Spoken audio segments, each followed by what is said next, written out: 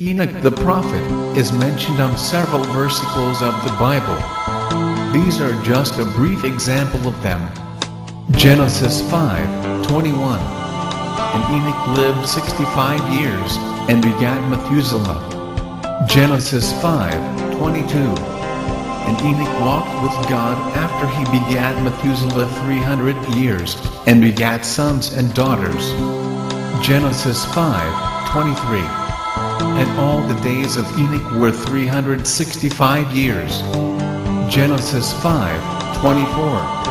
And Enoch walked with God, and he was not, for God took him. Hebrews 11:5.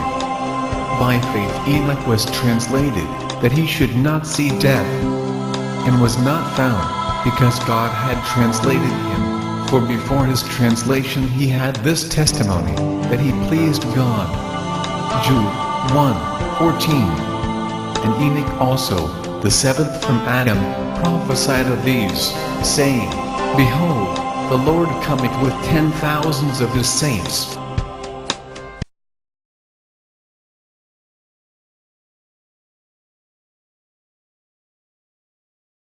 There is a forbidden book, lost for centuries, that includes fallen angels, bloodthirsty giants, and a warning to all humanity.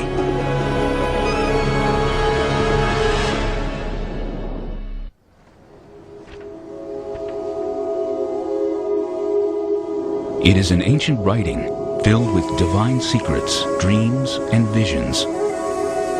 A tour of heaven and hell, guided by the angel Uriel.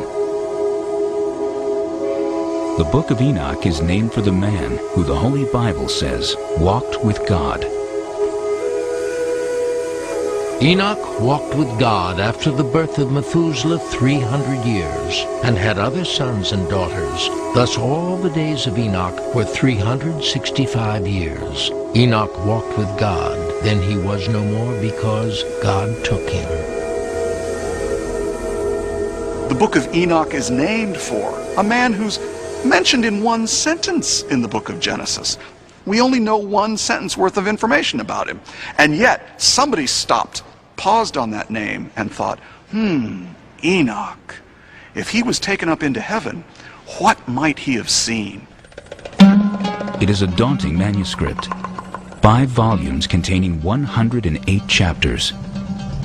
For many ancient Christians, the Book of Enoch was essential. Yet it was banned from the Christian Bible. We don't know why this literature was ultimately excluded from the canon. Perhaps it's because of its description of the fall of the rebel angels and their mating with mortals. Perhaps its understanding of the end of time fell out of favor with Jews and Christians.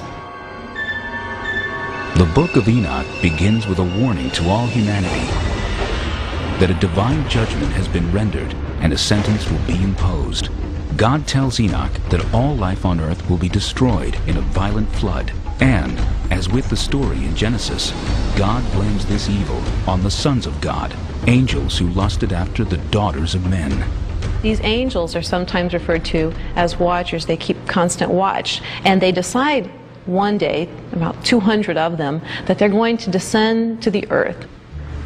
They would like to very much make contact with these mortal women.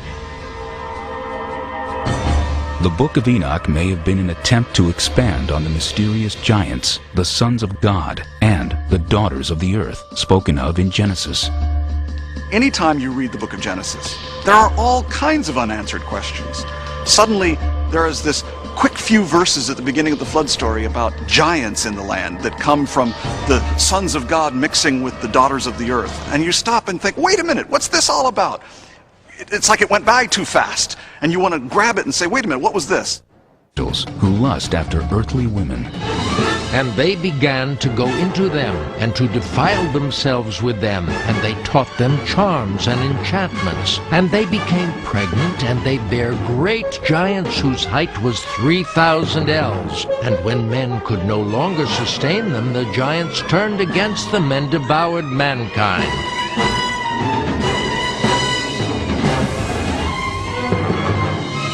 That these angels have crossed over this boundary that they shouldn't have. They were spiritual beings and they were to remain as such.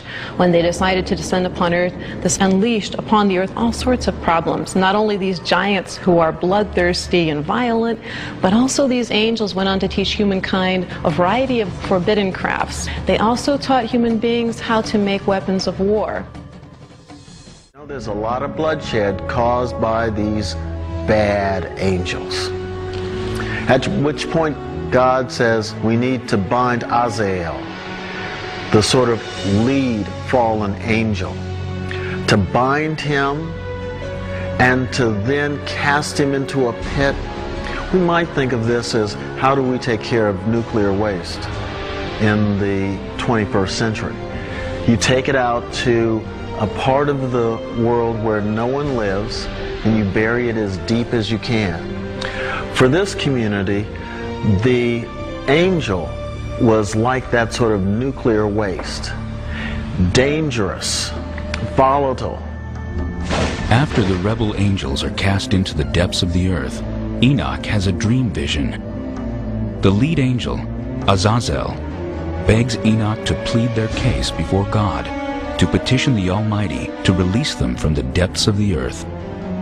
The request for clemency is denied. When we look at Dante's work on the Inferno, it's largely out of the material in Enoch.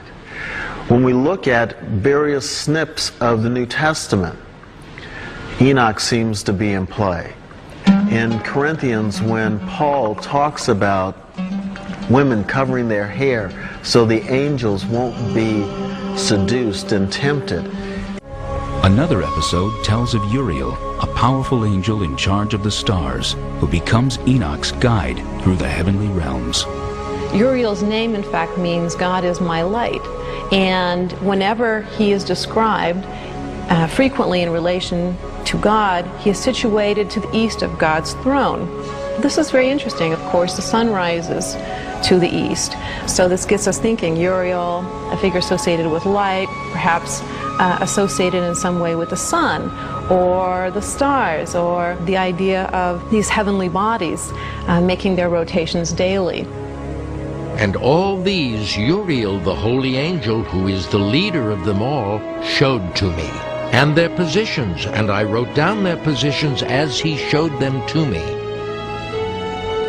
And so something is going on here with the stars. It may well be going back to the role of astrology and the study of stars in the Persian Empire that is now giving rise to this new awareness that constellations aren't just constellations of stars, they're constellations of power.